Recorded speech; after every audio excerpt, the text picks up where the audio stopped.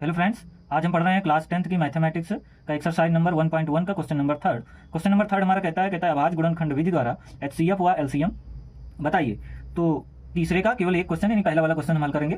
तो इसका एचसीएफ और एलसीएम बताना है कौन सी विधि से, अभाज्य गुणनखंडन विधि से। अभाज्य गुणनखंड विधि से हल करने से पहले हमको मालूम होना चाहिए अभाज्य संख्याएं। अभाज्य संख्याएं क्या होती हैं, आइए देख लेते हैं। अभाज्य संख्याएं होती हैं दो, सबसे छोटी अभाज्य संख्या दो होती है, फिर 3, फिर 5, फिर 7, फिर 11, फिर 13, ऐसे चलती रहती हैं, है ना। जैसे संख्याएं बहुत सारी होती हैं यानी अनंत हम कह सकते हैं होती हैं, ऐसे ही अभाज्य संख्याएं भी होती हैं। आइए अब इसको हल करते हैं। तो सबसे पहले 12 का गुणनखंड कर लेते हैं। और कौन सी विधि से करेंगे, अभाज्य गुणनखंडन विधि से। तो 2 से चेक करेंगे क्या 2 का भाग 12 में चला जाएगा, आप कहेंगे बिल्कुल चला जाएगा, तो भाग दे दीजिए, 2 का 12 में 6 आएगा। फिर 2 का भाग चेक करेंगे 6 में चला जाएगा, तो आप कहेंगे चला जाएगा, तो फिर से भाग दे देंगे, 3 आएगा। अब 2 का भाग 3 में चला जाएगा, आप कहेंगे नहीं जाएगा, तो 2 के बाद किससे चेक करना है, 3 से। तो 3 का 3 में चला जाएगा, आप कहेंगे बिल्कुल चला जाएगा, तो यहाँ पर क्या आएगा, 1 आएगा।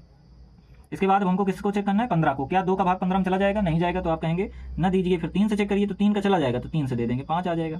अब 3 से चेक करेंगे 5 में चला जाएगा, 3 का भाग 5 में नहीं जाएगा, तो अगला अंक 5 लेंगे, पर 5 का 5 में चला जाएगा, तो यहाँ पर क्या आ जाएगा 1। इसके बाद 21 में भाग देंगे किसका, पहले 2 से चेक किया जाता है तो नहीं जाएगा, फिर 3 से चेक करेंगे तो चला जाएगा, तो 3 सते 21।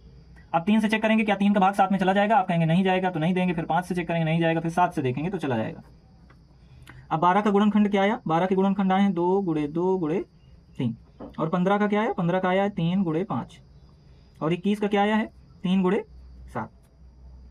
तो अब इसमें हम करेंगे, देखेंगे ऐसा कौन सा अंक है जो तीनों में मिल रहा है, मैचिंग किसका हो रहा है। तो ये देखिए 3 इसमें भी है, एक 3 इसमें भी, यानी ये सब ये मैच हो गया, मिल जाएगा, इसका इससे मिला दिए, इसको इससे। तीनों में 3 3 है, इसका मतलब एचसीएफ कितना हो जाएगा हमारा, 3 हो जाएगा।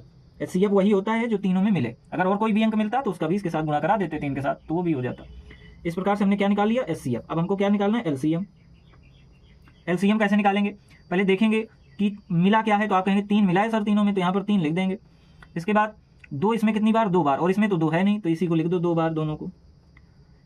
और यहाँ पर 5 है और दोनों में 5 नहीं, तो यहाँ 5 का गुणा करा दो। इसमें 7 है और दोनों में 7 नहीं, यहाँ 7 का गुणा करा दो। गुणा कराओ, बताओ, 3 दूनी 6, 6 दूनी 12, 12 पंचे 60, 60 सत्ते 420।